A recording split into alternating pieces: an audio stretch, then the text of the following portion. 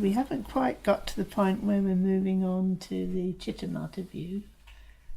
We're going gradually through this book of progressive stages of meditation on emptiness, which how many of you are already familiar with this book? Not many. Oh, some. Yeah, some. And I think there's some people here who are kind of quite new altogether. Is that right? So you may find you're getting a bit lost because this is a series of talks and we've been moving along. I did get some questions from people who are following online. I'm encouraging questions from everyone because that tells me you're actually thinking about the whole thing, reflecting on it, and helps me to know where to focus my talks. So do follow along by reflecting between sessions and sending in any questions that you have. I have got some questions, but because we're such a mixed audience and those questions kind of need answering in some depth, I'm going to write the answers. So they'll go up on the online in the discussion. What I decided to do was to go through the actual book, so you have the text in front of you. I've always been a bit wary of doing this until recently in Nepal, when I was teaching this from this chapter of this book. When I actually started looking, I talked about the background to it and the principles involved and everything. And when people really started to connect was when I started going through the book, just reading from the book. So I thought, oh, so maybe that does work after all. So this was a book that was written 30 years ago, really, and it's been translated into many languages. French, German, Spanish, Greek, Hungarian, Russian, Polish, Danish. I don't know about Swedish. I bet it has been into Swedish. And now it's getting translated into Arabic. It's translated into Chinese, Hindi. I mean, it's really, over the years, it's been found to be very helpful because in Tibetan Buddhism in particular, there's a lot of discussion about emptiness. And according to different commentators on the Buddha's scriptures, different schools have arisen, and then these schools who are interpreting the teachings on emptiness have all been arguing with each other for hundreds of years. So there's loads and loads of material about these different schools all arguing with each other, which sounds really boring, doesn't it? Who cares? I want to know what's true. I don't want to just try and follow all these complicated arguments, especially once they've been translated and you're not even sure you've got the right, you're not quite sure how much of the problem is arising from the translation, and you think this all seems so intellectual and why would I be interested anyway? And you've got all these different technical names like the Shravakas and the Chittamatras and the Prasangikas and the Vajramikas, and it sounds like I didn't get into Buddhism for all of this. It's kind of like I haven't got time to deal with it all. But what Rinpoche did, which is really wonderful, is that he just went for the essence of each view of each of these schools, and instead of teaching it as this is what this school teaches or this is what this school thinks, and he actually taught it as stages in your own personal meditation. So probably if you were naming these stages, you would use less technical sounding terms. Like you could say the first stage is, rather than Shravaka, you probably say the stage of realising not self of the person, for example. And then the next one would be the stage of recognising everything's mind. And the next stage is realising everything is empty, and then the next one is realizing everything is beyond thought, and then the last one, everything is a manifestation of the clear light nature of mind. That sounds more interesting, doesn't it? Does it? Because it sounds like something you could experience in your own experience, which is exactly the point. And the way Rinpoche teaches the essence of each view is very much directed towards the meditator. So you're trying to understand these experientially in your own experience as a meditator, and you're not trying to understand the view so much as you're trying to understand the true nature of your own experience, and you're using the view as maybe a pointer that might help you to notice something in your own experience more clearly. So you're not trying to conform to a particular view, even though it kind of looks like it sometimes. You're really just looking at your experience as you do in your formless meditation practice. So this is the brilliance of Rinpoche, that he was actually able to put this across in the context of spreading the Dharma through the world. And this has been a very valuable book. He's based it really on a text by Jamgon Kongtrul the Great in his Encyclopedia of Knowledge, where he does a similar thing, but it's it isn't his words as he's actually teaching it to his students. It's more like a layout of how you could meditate, whereas Rinpoche is really saying, this is how to do it. So it's a very important text. So on page 5 you have the introduction. Progressive Stages of Meditation on Emptiness is a series of meditation practices on a particular aspect of the Buddha's teaching, which is, of course, emptiness.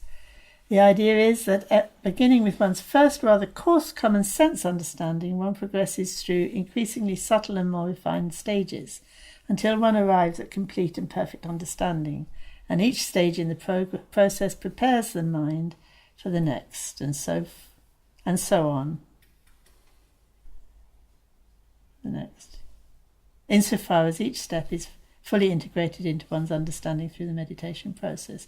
So it sounds as if you need to first complete the first one, and then when that's, you've got some real experience of that, you then move on to the next one. But it's not quite like that, in the sense that it's, as you know, in the DHB, it's spiral learning.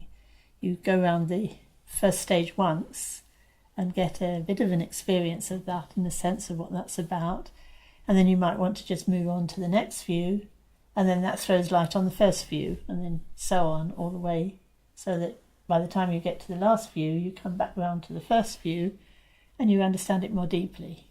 So, and you can go round and round. And in fact, I think I've said already, when it talks about these as different views,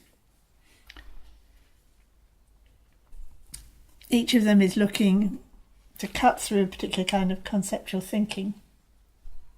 And what we find is that even though we might cut through a certain amount of conceptual thinking in one session, and maybe that goes with us for a while or changes us a little bit, actually all our other habits of mind continue, and that one included. So we could actually go to a higher level of, or a deeper level of cutting through our conceptual thinking.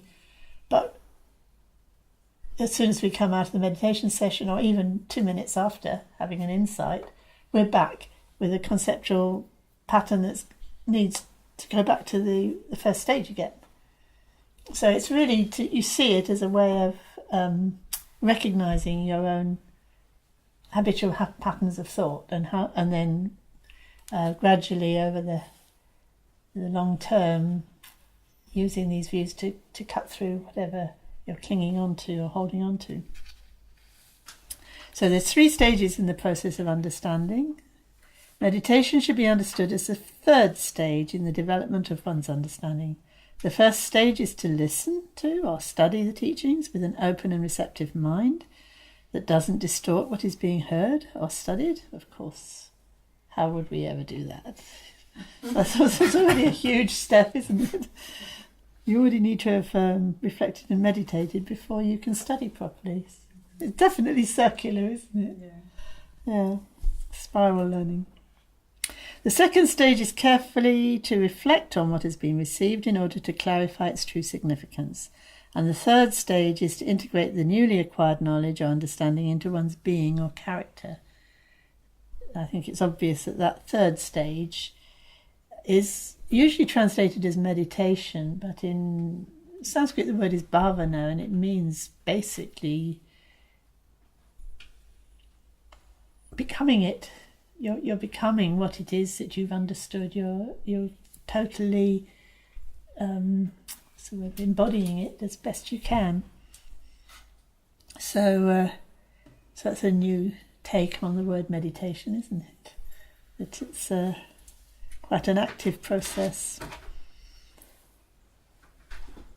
In a sense, this is like putting it into practice, and when one talks about meditation practice, one doesn't mean one's practicing meditation so that one day one will have perfected it and be able to give a perfect performance.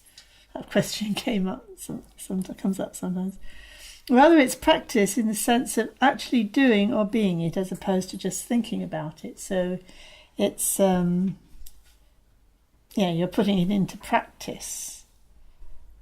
Rather than you're practicing doing it, you're taking an understanding that you've glimpsed at and you're trying to really live that so that that's how you actually see things.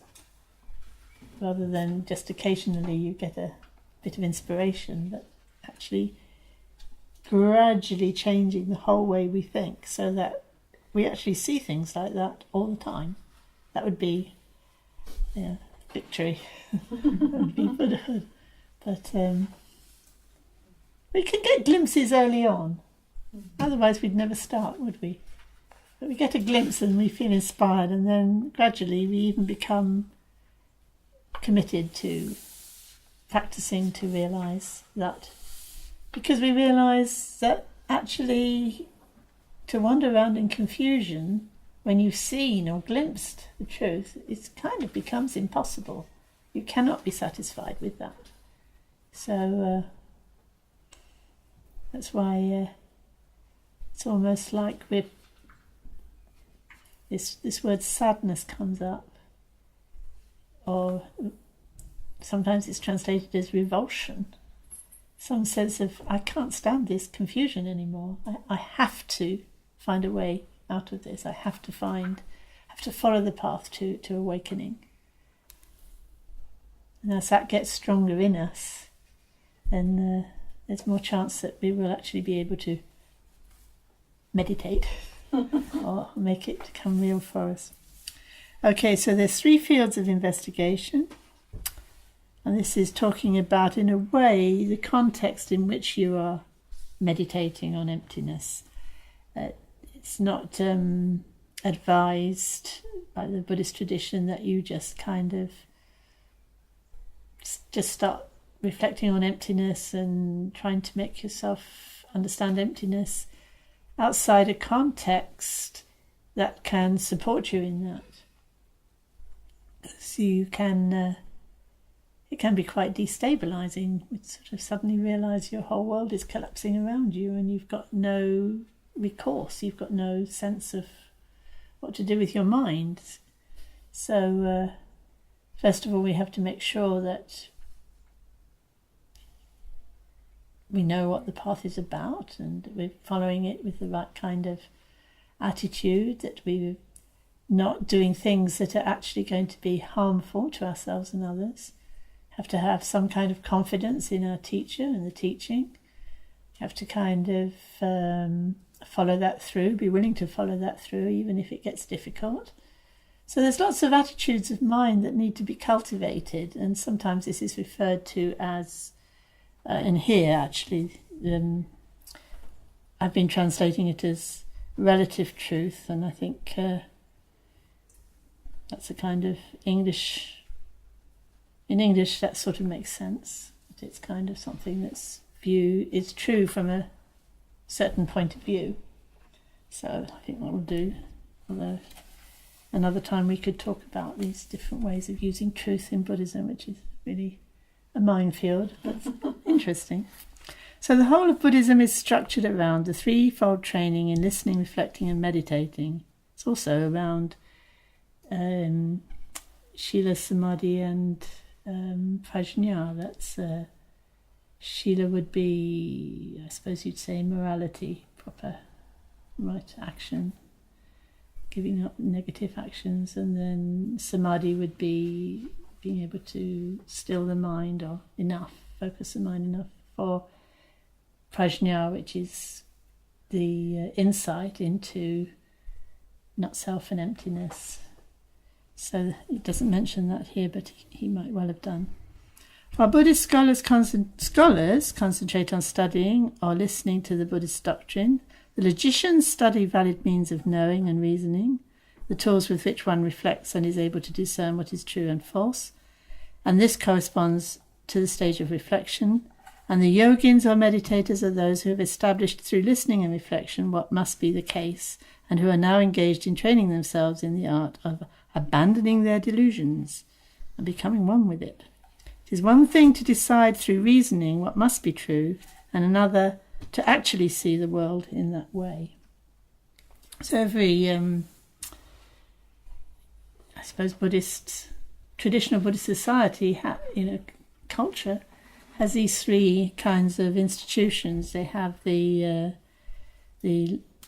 textual studies, and then they have this, especially in Tibetan tradition, they're go very deeply into how we know anything anyway, as a kind of intellectual exercise. So it's, and then that aids your reflection, because if you're thinking clearly, you can reflect. And then the yogins in the meditation retreat centres or hermits and so on, they would be doing the meditating. So you get these learned, sometimes they're monks, not necessarily, but often they're monks, they're very learned. And then some of them are very involved in, especially in Tibetan Buddhism, in debating and writing clear treatises and so on, which is all about logic and how we know anything anyway. And then, so that helps people with their reflection. And then, although it's quite interesting, I find normally in Tibetan tradition, they tend to stress the study and then they stress the meditation. But in some ways, they don't seem to stress the reflection so much. You don't get, people go and retreat and meditate, and they go to the Shedra and study. But where do they meditate? Where do they reflect? Somewhere in between. But I really think that's such a really, really important stage of the practice. This actually reflecting on what you've heard. By relying on these three practices and using each to enhance the others, the fog of confusion and clouds of ignorance are removed. Knowledge and understanding can then shine forth unimpeded, like the sun breaking through the mist at dawn. And Rinpoche uses this image several times in this chapter about how the light of wisdom dispels the clouds of darkness and ignorance and confusion.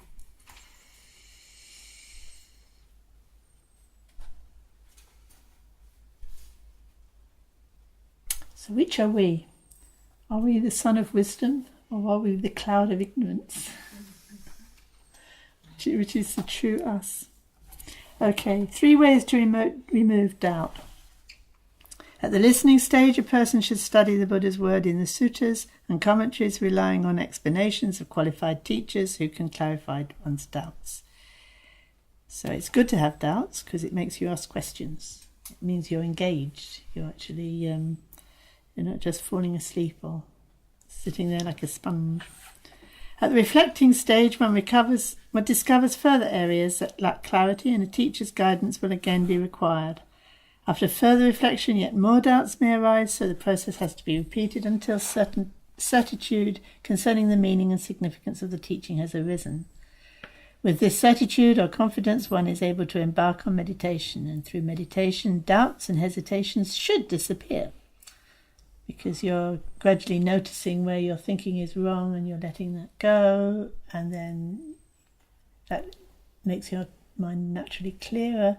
And then when wrong thoughts come up again, or more wrong understandings come up again, you recognise it and you let it go, because you've already reflected on it and you know which habitual thoughts are the ones to let go. And you're familiarising yourself with that sense of the sun coming out. Sort of the sun of wisdom is starting to break through. So if you find them increasing, which can happen, one should resort once more to listening and reflecting. So you don't just sort of think, oh, I'm obviously very stupid. You just think, oh, maybe I didn't understand that properly. I'll maybe go back and ask the teacher, or I go back and look in the text just to double check. So as the doubts disappear, one experiences directly the true meaning of the teaching, so that eventually one's meditation stabilizes, free from hesitation or uncertainty. So that's written in one paragraph, as if, well, that should be happening soon. And a few decades later, you think, well, it is actually happening, very gradually, but significantly. You sort of feel each small step forward feels like a huge improvement in one's clarity and state of mind. Although people vary as to how much time they have to spend on each stage, everyone needs each stage of the process if they are to reach liberation. Even if the way you go through the stages is to actually stick with one of the stages and go deeply enough, you actually can be going through all the stages by just staying with one stage, if you see what I mean. But the later stages help you to see depths. In the first stage, it's a bit like discovering the heart of Buddhism. So meditation without listening and reflecting is blind. This is a very common saying among Tibetans. They often say this. Is blind, but listening and reflecting without meditation is like having eyesight and no legs. So you can see the truth, but you just can't get there. Okay, and then it talks about 3 texts that are recommended to read. One corresponding to the study, one to the reflection and one to the meditation. This doesn't exactly fit, but I think some of you have already studied the Dual Ornament of Liberation, which talks about the whole path, from first of all talking about the basis for the path being, if in our terms we'd say openness, clarity, sensitivity, or Buddha nature, and then how the teacher is necessary, how to have the precious human birth is necessary, how we need to have the right kind of karma, therefore we need to do the right kind of actions in order to provide the right kind of conditions in which we can actually practice the Dharma, and then the stages of the path of taking refuge, taking Bodhisattva vow, following the 6 paramitas, and finally, if you don't know what they are, the last one of those is the prajna, or wisdom, which is really at the stage at which you're practicing this text. It would be about prajna, about practicing the wisdom of emptiness, realising the, let's call it wisdom of emptiness, or wisdom of not self. So, as I said at the beginning, it's like it's got a context, but it's also spiral learning. So if you have some sort of already some kind of background and you go through this text, then it helps you to understand the importance of the early teachings, why they're so important, because you've got some kind of vision arising from seeing the whole path. So it's definitely spiral at every stage.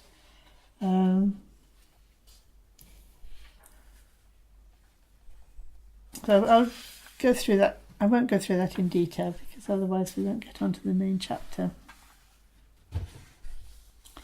He uses, it's all got a bit technical sounding. But basically, first you're looking at those causes and conditions, the right action, the actions to be cultivated, those to be abandoned, to produce the right conditions for being able to stabilize your mind enough to be able to realize emptiness. And then there are the teachings on emptiness themselves. And then there's the teaching of what's, if you like, what's real, which is where we start with DHB. We talk about openness, clarity, sensitivity, our Buddha nature that we need to have confidence in. If we don't have confidence in that, then how can we even start the path? So again, you need a bit of confidence in that before you can even start looking at the path at all. And then when you've looked at the path, got some sense of emptiness, you come back to that again with even more confidence and go round again in various ways. So, yes, I'll move on quickly, I think. Page 9, it says, the relative truth is the foundation of all the Buddha's teaching because it gives a proper understanding of what is to abandon and what is to be cultivated. By abandoning unwholesome and cultivating wholesome action, one creates the necessary conditions for listening, reflecting and meditating to be fruitful. In this way, it is through respecting the relative truth that the absolute truth can be realized.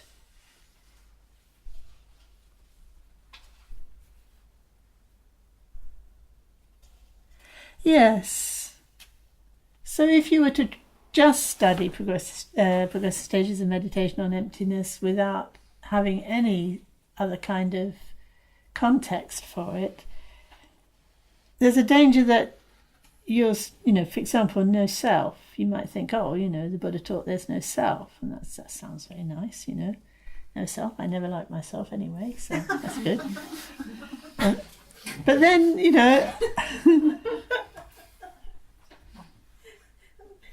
but that could then lead to quite a nihilistic attitude where you think, well, there's no self anyway, so it doesn't matter what I do. Because, I won't be there next minute to experience the result, will I? Because there's no self. So you might think, well, that's handy, I can just lead a totally hedonistic life. But somehow I think we're all pretty suspicious that isn't going to work. That it does matter what we do. But you can, if you take it too far, a half-baked understanding, well, there's no self, then you might think, so, this business about karma can't really be true, can it? Because, there is no self for the karma to ripen to. There isn't anybody to do the action in the first place. So, there can't be anybody to whom it ripens. So, the Buddha must have been joking when he talked about karma. It's just for inferior people who don't understand emptiness. So there's, and that's really, the Buddha was not saying that at all, but one could easily misunderstand it if you didn't have the proper context. You could think also, well, everything, there's no self, it's just everything's impermanent and changing. So there's nobody to get enlightened, there's nobody to become a Buddha. So even Buddhas are just kind of illusions, and when I realise everything's illusion, that will be it. I won't. That'll be the end of me. It's quite nihilistic. It could be, couldn't it? If you didn't have the right context, or you might think, there's everything's changing and impermanent and unreliable. So what's the point in having plans or aspirations or intentions or make pranidhanas, to even take refuge for that matter. So you might take that attitude, mightn't you, if you hadn't got the right context. So it's important. This is why Rinpoche is, stressing this, that there has to be a context for studying texts like this. But since we're Westerners and we believe in freedom of movement and speech and everything, we think, well, if a book's out there, I'm going to read it and study it. Why not? So, at your own risk. Yeah, people do. So then on page 10 he talks about absolute truth, Paramata Satya. And that in Buddhism, absolute truth or absolute reality means the end point of one's analysis. In other words, the most basic or fundamental element of existence or experience. So when you're looking to see, well, what's true, what's real, that's what we're always doing, isn't it? Always trying to get to that ultimate point of understanding what's ultimately true. And then you can come to a conclusion that, well, there isn't anything that's ultimately true. It's all relative. Could come to that conclusion, couldn't you? I think modern scientific view is more or less that now. You can describe all the details of reality, but to explain it all with one great truth is kind of pie in the sky thinking, some people might think, and maybe others are still trying to find that one truth would explain everything. But it's a very natural direction for our minds to take, and it's interesting to think why would we have that intuitive sense or that longing for a truth that would make everything else make sense? Because we do have it, don't we? So maybe that's because we're intuiting something that's actually is real. That's what we're out to discover.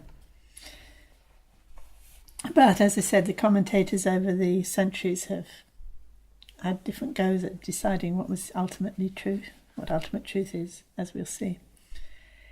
But Rinpoche gives the example of, if one takes a clay pot, a potter might say that in absolute terms it was clay. You could say that, couldn't you? What is this? It's clay.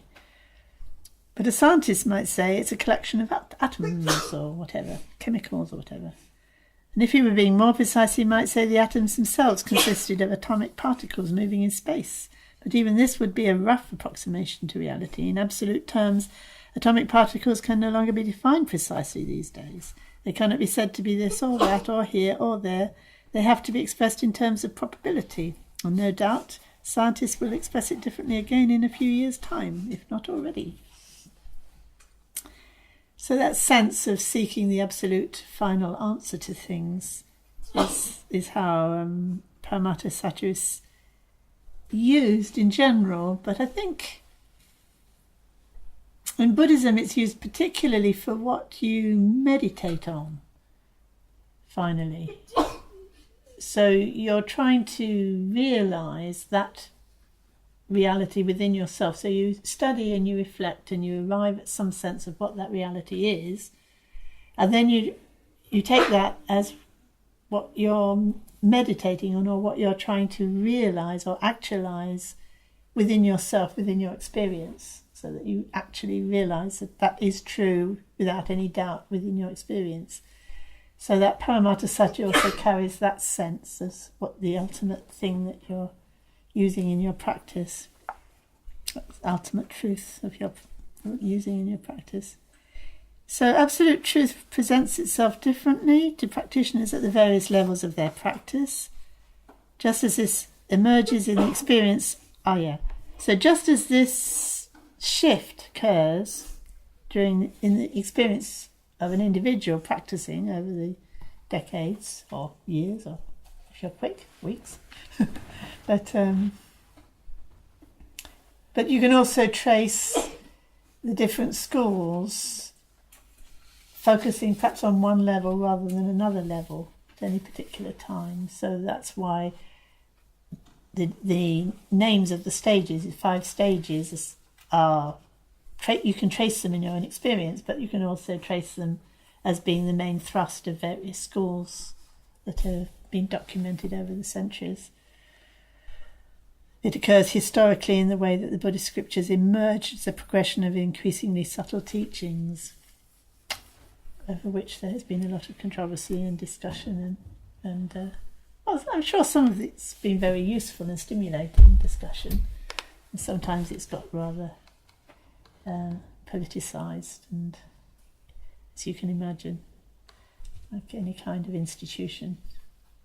So that that's interesting. Oh, we'll talk about that later as well as we go through the book. So progressive stages of meditation on emptiness, this is now page 11, presents the key stages in the Buddhist experience of the absolute truth of emptiness as fivefold, and those are the names of the schools. So we don't want to get caught up in that. We just gone down to the bottom of the page. Most people can't understand the practice the most subtle and profound teachings on emptiness as soon as they hear them. Instead, they have to progress through a series of levels, starting with the most basic teaching, and then, like, you have to start class 1 in a school to learn anything really. But again, it's like also spiral learning. It's not that you finish the first level and then you move on and you never come back. It's like you eventually you come back to it and understand it more deeply. And yes, Rinpoche uses the image of refining gold.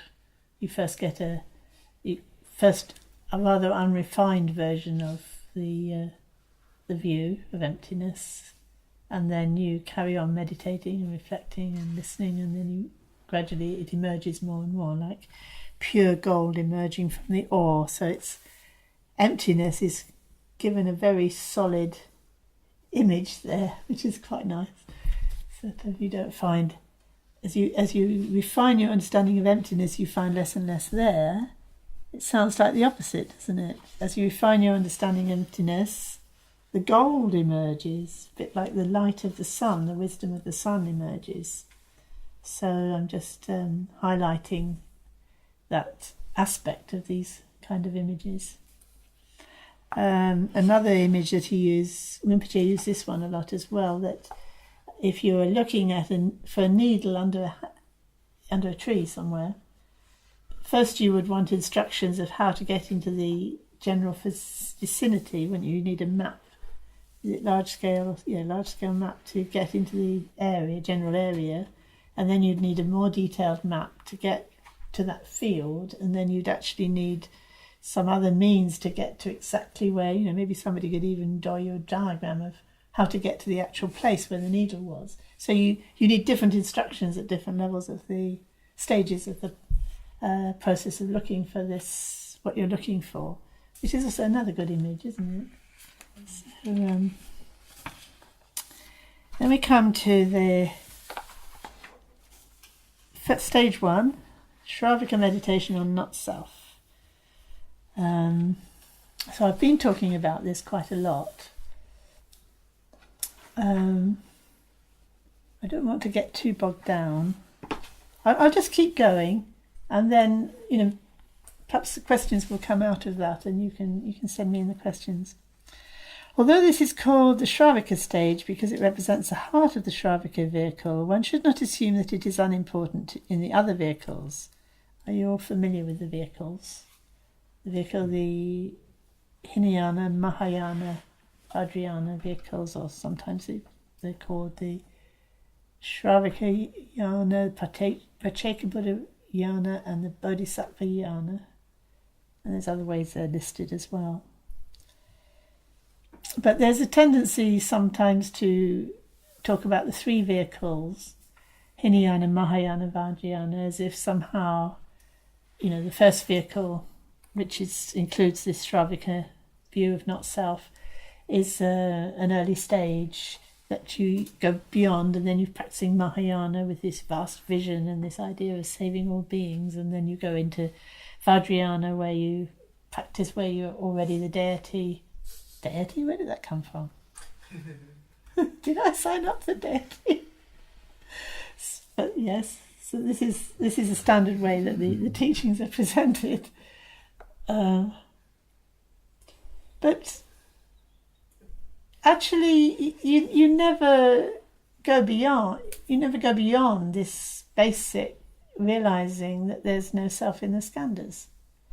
even if you're practicing Vajrayana or Mahayana or whatever else you're practicing, it's all based on this realizing that there's the not self in the skandhas, and it's an amazing realization. I mean, if you get that realization, really, the rest of it's a doddle. It's kind of like it's the basis for the whole thing. So even if you receive higher teachings, and I noticed that in the life of some of the siddhas, they receive all these high teachings for decades, and then they have a meditation, in a meditation retreat, they report to their guru what they've realised, and it's exactly this, not self, of the person.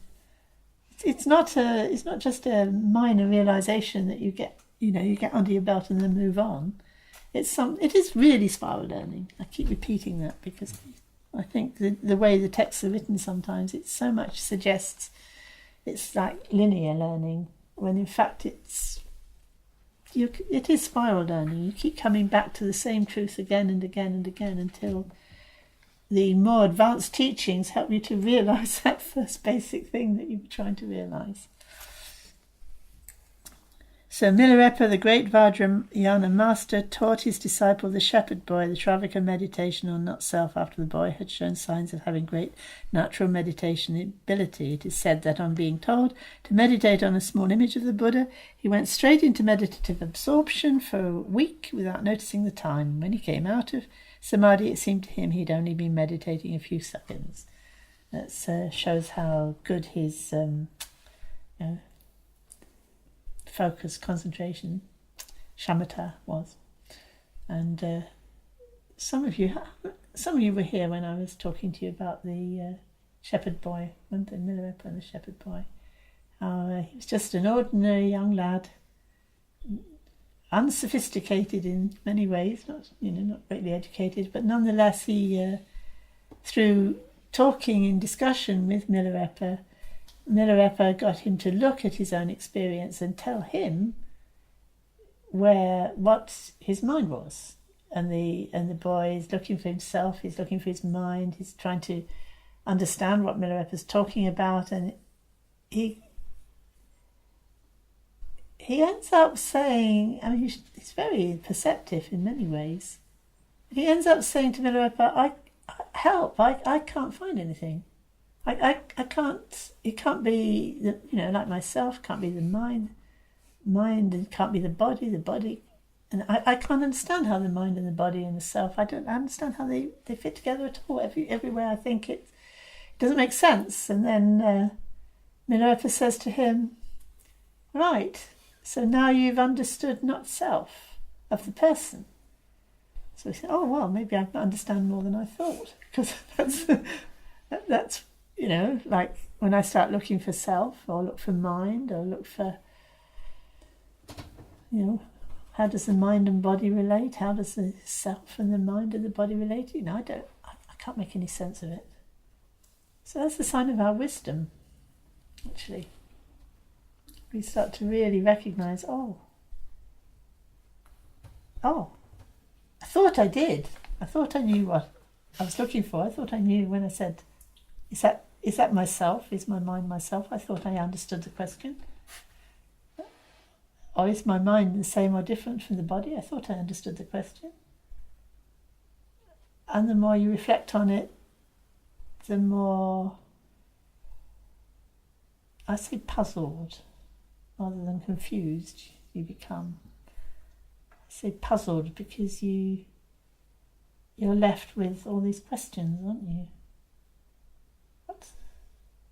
If you've been trying any of that, has anyone been trying? Anybody not been trying? Arrive at this puzzlement. And actually that is our wisdom. Yeah. If we didn't have the capacity to understand, we wouldn't be puzzling, would we? So then Milarepa says, well, okay, now you have to study with me for 12 years and you'll understand the not self of the Dharmas, which is a curious conclusion. And anyway, I won't go back into that today, but it's well worth going back to look at that story. It's well worth looking at it again and again. But Rinpoche doesn't follow that method here, not quite. Milarepa didn't bring in the skandhas. He didn't bother with the skandhas, which I think is interesting because I don't see any reason why one would have to. When I say skandhas, you're thinking, oh yeah, what does that mean? What did that mean? I can't remember. Well, you could say mind and body, but described in terms of the body or the form. You know, when you think about, okay, who am I? What am I? Well, you tend to think, well, I'm here. My body's here, so I'm here. That seems to be the body, doesn't it? That seems pretty straightforward. So, am I my body? And then you notice, oh, well, am I my whole body, or if I had my arm, if my arm fell off, would it still be me? Yes. If the other arm fell off, yes. If how far can you go in that process before it's not you? And then you realise actually it's not the body that's me, because actually it's changing all the time anyway. Which is interesting, isn't it? Like when we're sitting in meditation and we're recognising, thoughts come and go. So they're not me. My body is changing all the time, so that's not really me. And my feelings are changing all the time, so they're not really me. And then, even moment by moment, my awareness is disappearing, so that's not really me. So we seem to have a really strong idea of what me would be, don't we? If you see what I mean. If it were me, it would have some kind of continuity, wouldn't it? Wouldn't be disappearing every moment. Because if I've already gone, because the last moment's gone, well, that's not how I experience my life, really. Is I mean, how would you ever experience anything if that were true?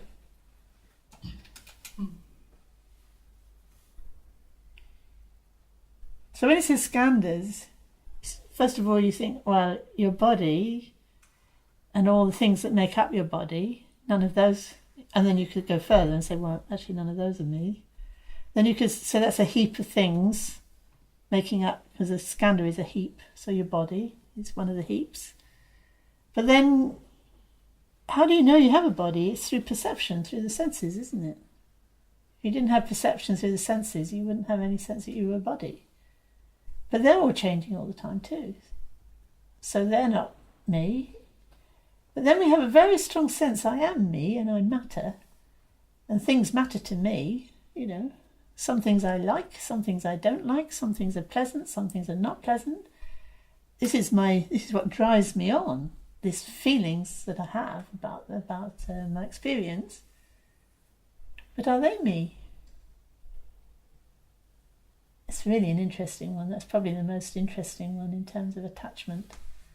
Attachment to things that you really like, want, and enjoy, and then really strong aversion to unpleasant things. And very, very difficult to disassociate from that and recognise, actually, these aren't me. But I still don't like it. Or I still want it. But is that wanting me? What is it? So you've got your feeling, you've got your perceptions, and then you've got your whole thought processes generally, which are driven by some kind of wanting, generally speaking, aren't they? You want don't want what you don't want, you want what you do want. So there's a very strong element of volition there. But then that's changing all the time too. And so then the fifth one is the kind of... It's kind of a sense that there is something ongoing, isn't there? Which we tend to call consciousness. And then, why would we call that then a heap? I mean, it's just consciousness, isn't it? We tend to not think it's made of anything. It's just background sense of consciousness. You know, I know about my body, my feelings, my perceptions, and my formations, or whatever you want to call them, habitual tendencies. I know about them, so I'm that knowing about them. Sort of makes sense, doesn't it? That's my consciousness that knows about it all.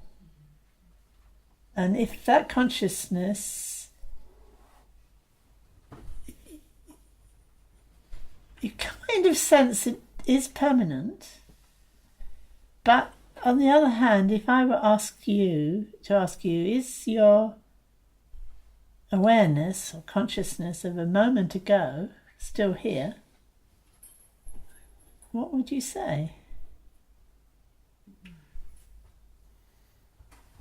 And if I were to ask you if your consciousness or awareness that's going to be here next moment of it, is that already here?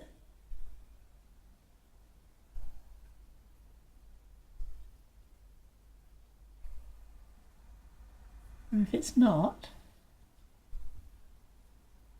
where's this continuity then? This over, this kind of all-pervading, where is it? It's not in the past, it's not in the future. So the temptation to try and make it very quick in the middle, isn't it? But just in this moment, just like this. No? Maybe. But is that what you mean by yourself? It's not, is it?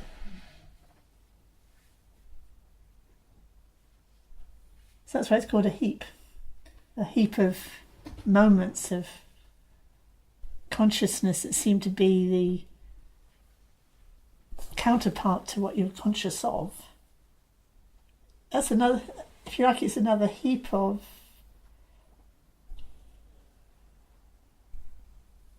constructed things, actually. It's constructed, isn't it? We construct that idea of my body from all the parts. We construct the idea of our feeling from moments of sensation of various kinds, or volition of various kinds, like, oh, I really like that. But then when you look at it, you realise actually I'm liking it without really knowing what it is. It's just a response from me of liking it. And that could change immediately. So it isn't me. It's almost like... But all the time we're framing our understanding in concepts, aren't we? I'm framing my understanding of the body in concepts. It's my body, it's in time, it's kind of, it's made up of these different things, or it's not made up of these different things. So I'm trying to understand it all, in trying to frame it in some sort of conceptual structure. That would be my body, that will be my feelings. What are they exactly? Well, are they this or are they that? And then I can't tell, because I'm trying to construct some sort of idea for myself of what I would be in relationship to my feeling. So this is why it's called constructed or conditioned or fabricated, or some scritter, compounded by the way you're thinking. The same with the perceptions, the same with the formations or patterns of thinking or whatever you want to call that. Same with even with the subtle sense of consciousness that's behind it all. Every time you try to understand it, you're constructing something, aren't you? And that's the important part to notice about the skandhas, that they're constructed. I construct them so that I can hang on to them. I need to construct a clear idea of my body in order to be attached to it. I want to attach to it, so I construct an image of it. We can get very attached to our own image, can't we? We have an image of our body and then we're very attached to it, even if we don't like it. You might look in the mirror and really not like that image and sort of put a bit of makeup on and change your hairstyle. Make it, try to make it something different, or just feel very sad that it's just like that. But somehow very fixated on that is me, that's my image, for better or for worse.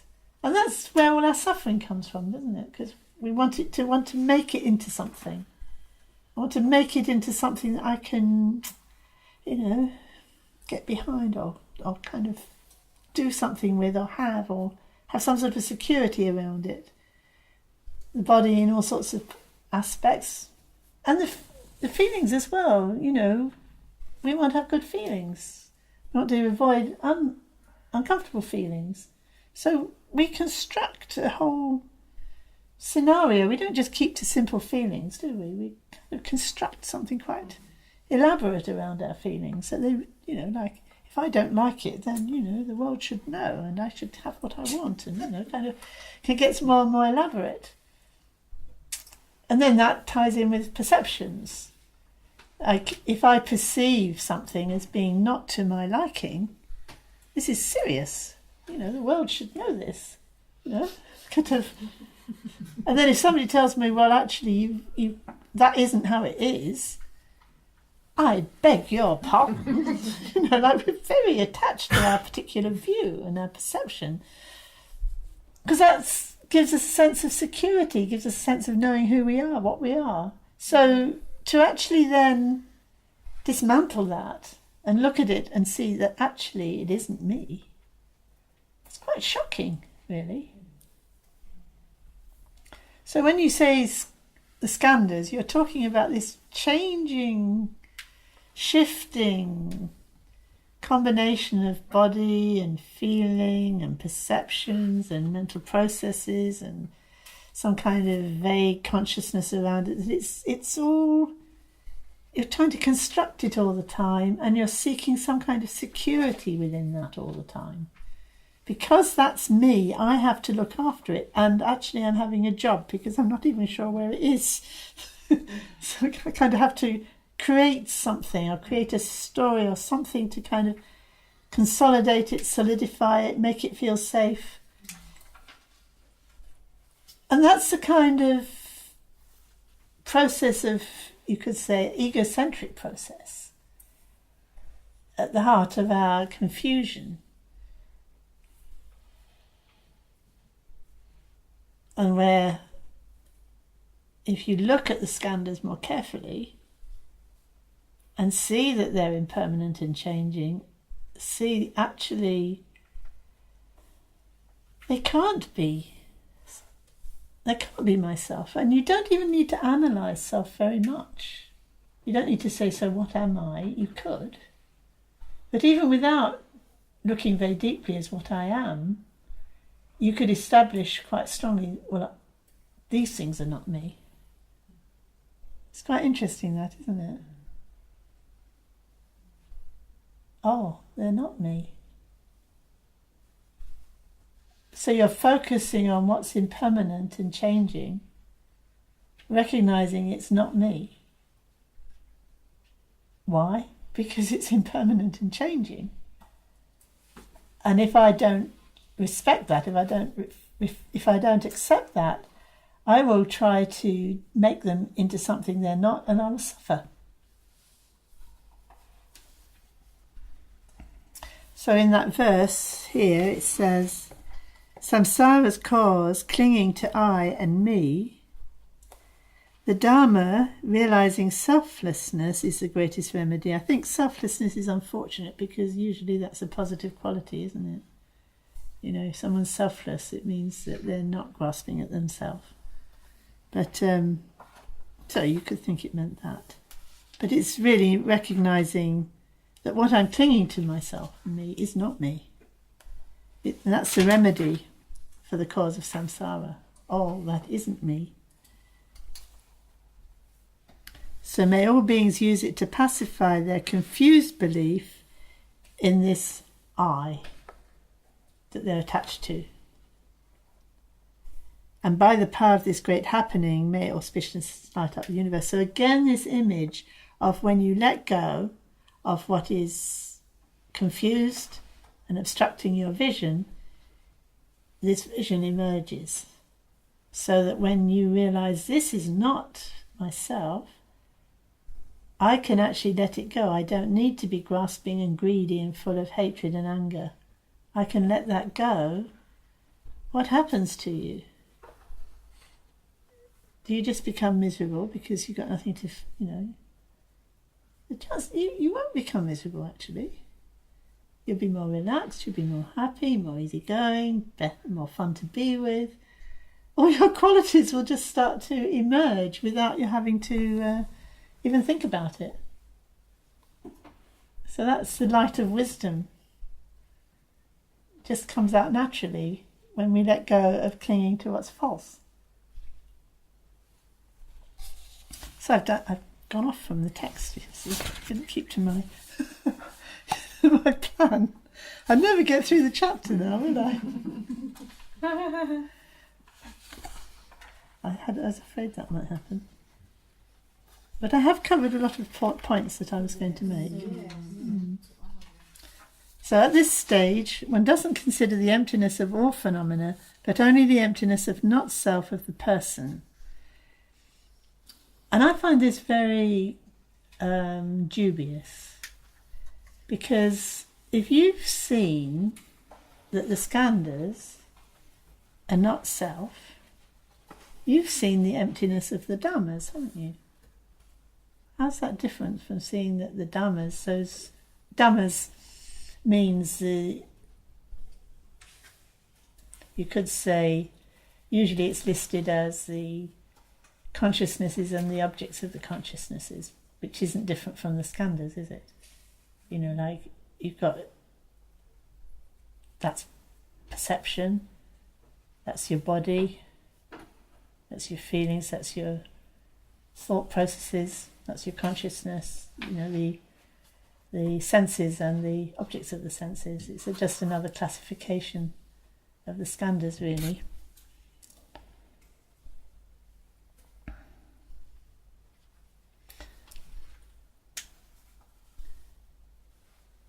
So it says it doesn't consider the emptiness of all phenomena, which is the dhammas. All phenomena, that's the senses and the objects of the senses, or the skandhas. But it does. Doesn't it? I mean, how else are we realising there's no self in the person other than recognising there's no self in the dhammas? So it's very interesting. What is this business of not self of the person and the not self of the dhammas? It's a Mahayana, particularly in the Mahayana they talk about this, and I think there's a historical reason for it. But I think if you keep things simple, it's enough just to recognise not self of the skandhas. There's no self in the skandhas, it's enough. That's both not self of the person and not self of the dhammas in one blow. Keep it simple. But we can, we go into the details of why this formulation came into the Mahayana. I think there's a historical reason for it, because of the way these teachings were interpreted, and then they had to been brought back in line by another teaching, if you see what I mean. But if we didn't get this one wrong in the first place, we could just keep it simple. But there's no self. The self is not, or you could say there is no self, or the self is not. You could say either way. In the skandhas, in the what's impermanent and changing and unreliable, and basically,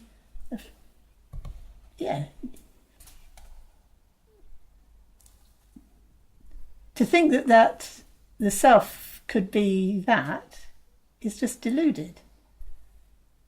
Can't be. It's like the dream example, which comes up.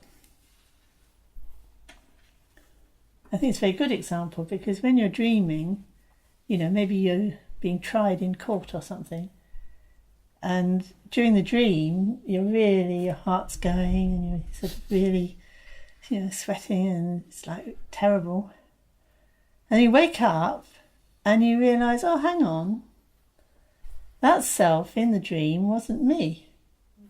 I haven't done anything wrong. I haven't been accused of anything. I'm not guilty. But that only makes any sense if actually I wake up. When I wake up, or when I realise that's a dream, I can see that self is a false self. It never existed. But who's seeing it? It's the light of wisdom itself is seeing that. So you don't want to turn around and say, well, there's no light of wisdom, do you? There's no... You just say, no, that is a false self. And that never existed. And that is how to practice this view. To recognise, oh, that actually isn't myself. I can just let it go. I don't need to follow it. I don't need to cultivate it. It's just an illusion. It's just like a dream. Let it go. But then there's something even more real behind it, isn't there? And that when Rinpoche says at the end of the chapter to meditate on this, he said, reflect on how everything's like a dream and illusion.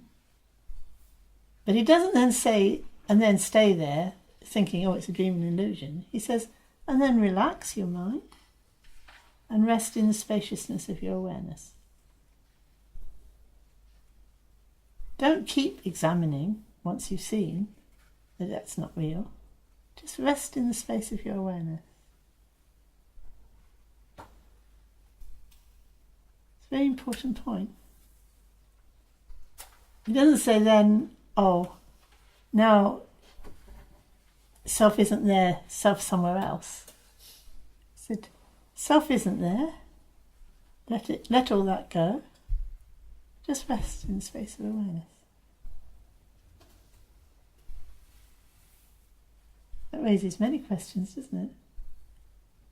Perhaps. Or maybe none at all. Maybe it just seems like intuitively, phew, that's what I want to hear. Yeah, that's what I want to hear. And in a way, if one could practice like that, you're ready for practicing the highest level of practice, really. This is what we do in the formless practice, isn't it? Let go into the space of awareness. And then you think, yeah, that sounds right, I'll do that. Okay, sit down. Just let go into the space of awareness. What was I trying to do? Oh, yes, rest in the space of awareness. Awareness, space. I don't see any space. I wonder what it means by space. So on. Because it's not that...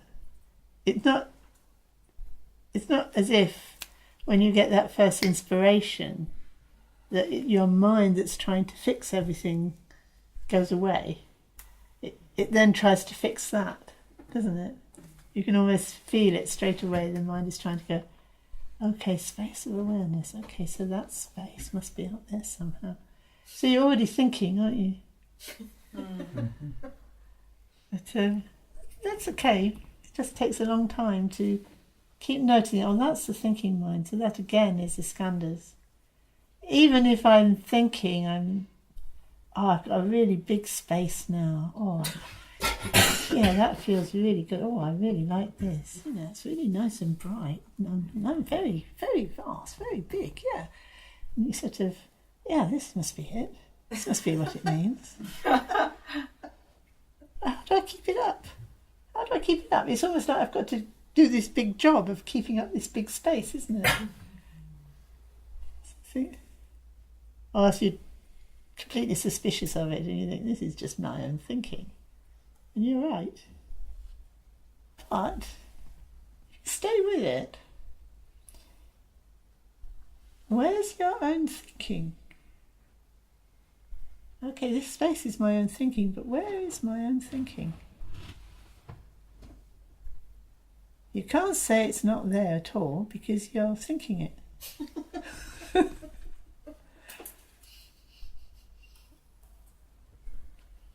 And you can't say it's embedded in anything, can you? You can't say it's between my ears. I mean, people tend to say it's in my head, but actually you don't know anything that's happening between your ears. At least I don't.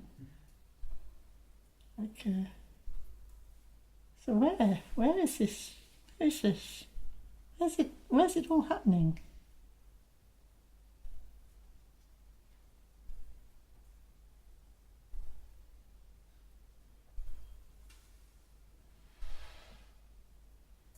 It's interesting, isn't it? Just for a fraction of a second, it's as if you know what I'm talking about. Oh, and I even know what I'm talking about for a fraction of a second. And then it's like, what now? Any effort I make now will just spoil it, won't it? So how do you practice with that? Wait for the last chapter. He doesn't tell you in the first chapter. He just says it as if it's dead easy to do. It's just it's kind of. It's on page 38. It's 37. He's describing the meditation. He just says, when you first begin the practice, reflect for some time on the meaning of not self. Investigate in the manner explained above.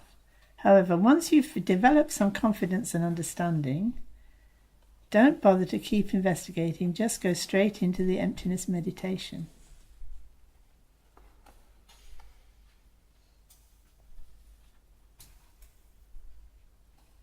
That's challenging, isn't it?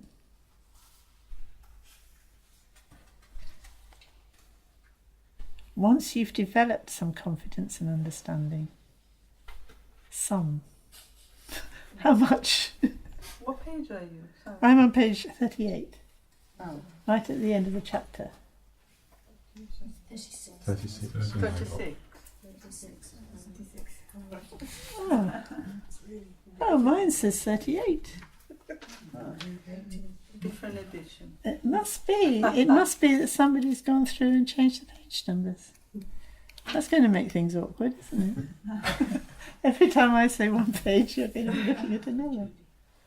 Yeah. So, yeah. Once you've developed some confidence, see, it's a confidence. We're going back to DHB, aren't we? You have to get some sort of confidence and understanding, and you have to be linked to your. It has to be linked to the heart somehow. It doesn't ever mention heart in these views, which I find strange, because it's all about the heart, but they never mention it. Well, they mention chitta, which can be heart. It isn't always. But anyway, you do need to have a real sense of heart connection with it. Very wake, heart, open, and then just, well, as he says,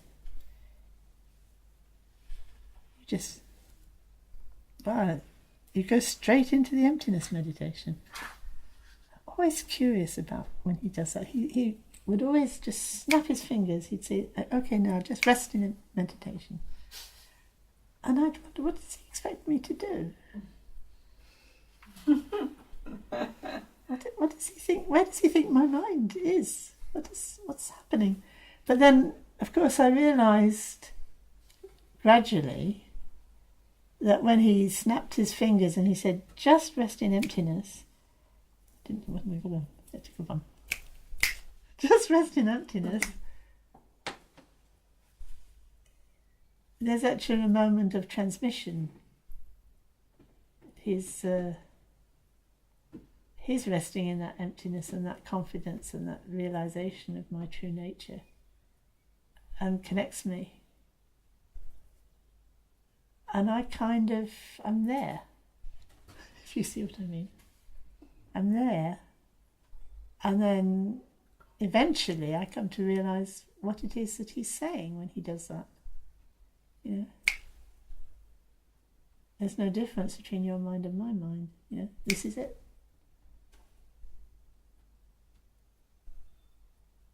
And then we're all sitting there thinking, well, what am I supposed to be doing?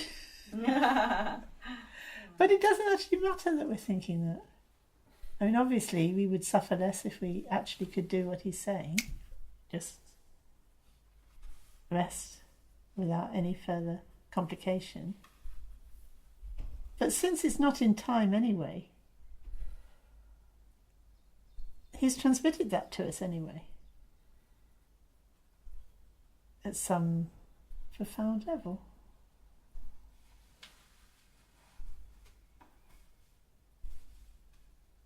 And if we could actually gain some confidence in that, of course we'd relax more, wouldn't we? That's where the relaxation comes from, a sense of connection. We're connected to that in a very live way. So we could just have confidence in that.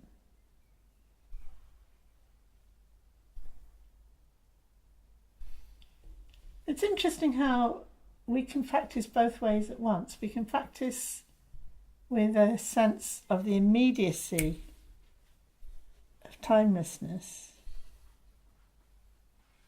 and practice also as if it's going to take a very long time.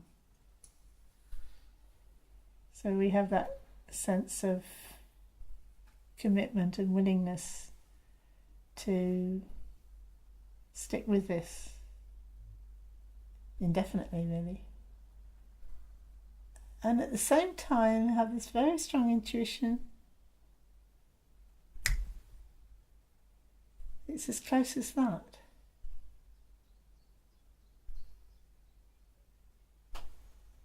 They do work together. And sometimes there's this discussion in the Buddhist schools about, developmental or immediate practice. They go very well together. It helps one's sense of humour, I think. Tibetans are very good at this. They have a very strong sense of pounding away thousands and thousands and thousands of prostrations in front of the stupa, laughing at themselves because none of it's necessary, really. They're just going to do it till they really realise that. It's nice. It's nice.